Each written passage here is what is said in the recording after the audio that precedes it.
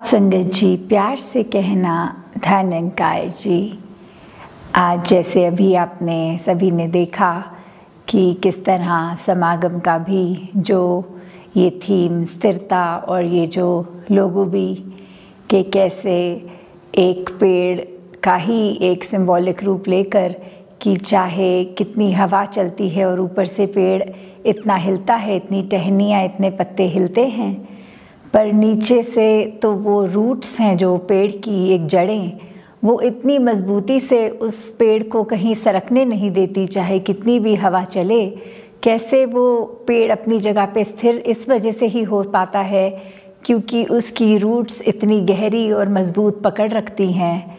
तो ऐसे ही अगर हम देखें कि किस तरह जीवन में हमें स्थिर अगर होना है तो कुछ भी घटनाएं घटती रहेंगी तो हम ऊपर से तो चाहे कितने भी अस्थिर हो सकें, पर अंदर से जो एक स्थिर के साथ जुड़ने से ही स्थिर होना कि अगर हमारी रूट्स ही ये विश्वास इस ज्ञान पर, कैसे इस निराकार पर हम जब पूर्ण विश्वास कर लेते हैं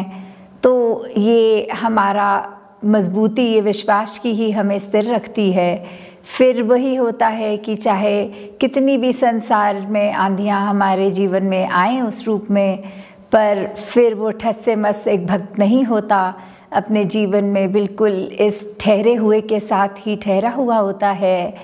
जैसे उदाहरण में कि अगर कोई पानी का भी लें, जहाँ एक ठहराव तो वो हो गया कि ये पानी एक जगह पे ठहर गया है और वो गंदगी का काम कर रहा है, फिर उस पर मच्छर भी पनप रहे हैं और कैसे फिर वो एक कोशिश रहती है कि पानी को ठहरने ना दें। और दूसरा ठहराव अगर पानी का देखें कि अगर मिट्टी वाला पानी है और उसको कहीं रख दिया जाता है तो उसकी मिट्टी नीचे को सेटल हो जाती है और ऊपर एकदम वो ट्रांसपेरेंट क्लियर वाटर फिर बन जाता है। तो कैसे फिर अगर हम ठहराव की, अपने मन की अगर बात करें यहाँ, तो हमें किस तरह का ठहराव लाना है कि ऐसा कि इतनी सारे जो सोच विचार मन में चल रहे हैं उनका ये स्विमिरन द्वारा इस निरंकार से ध्यान जोड़कर जब मन में शांति आती है तो फिर वो ऐसा ही ठहराव हो जाता है कि चाहे डिस्टर्बिंग थॉट्स होते हैं वो एकदम काम डाउन होकर हमारे मन में वो मिट्टी की तरह नीचे सेटल हो जाते हैं और फिर हम एक स्वच्छ मन से, एक साफ सुथरे, एक प्योर फीलिंग से ही आगे बढ़ते हैं और ना कि हम उस पानी की तरह हो जाते हैं जो अपने आप में इतना गंदा कि सेटल ही नहीं हो पाता और अगर सरफेस पे लगता भी है तो उस पे सिर्फ कीड़े और मच्छर ही पनपते हैं। तो वो किस तरह की स्थिरता हमें चाहिए वो हम खुद ही सोच लें और निर्णय कर लें कि इस निरंकार प्रभु परमात्मा, इस साथ संगत, इस ईश्वर से जुड़ेंगे तो सच्चे रूप में स्थिरता आएगी।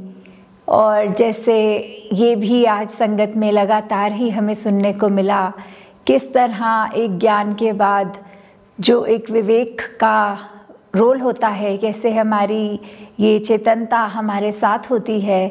कि ज्ञान लेने के बाद हमारी रिस्पॉन्सिबिलिटी इतनी बढ़ जाती है कि हर कदम हमारा फिर निरंकार से जुड़ के ही हो, क्योंकि जिस वक्त इस निरंकार को हमने भुला दिया तो वहाँ हमसे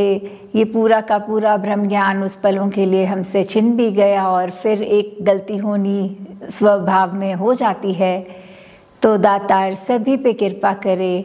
कि आने वाले समागम पे जहाँ फोकस करते हुए सभी ने एक उस भाव से कि फिज़िकली तो समागम न ही रहा इस साल, पर कैसे घरों में बैठे एक समागम का भी जहाँ आनंद लेना है और सेवाओं में भी कंट्रीब्यूशन अपने उस तरह जिस रूप में भी घर बैठे कर सकें वैसे ही करके सेवा इस बार प्रवान होनी है। तो दातार कृपा करे सभी पे कि एक चेतनता को सामने रखते हर समय एक एक बोल, एक एक कर्म अपना तोल के ऐसे करी जाए और मन को इस निरंकार प्रभु से जोड़कर एकदम स्थिर किया जाए। साथ संगत जी, धन्यवाद।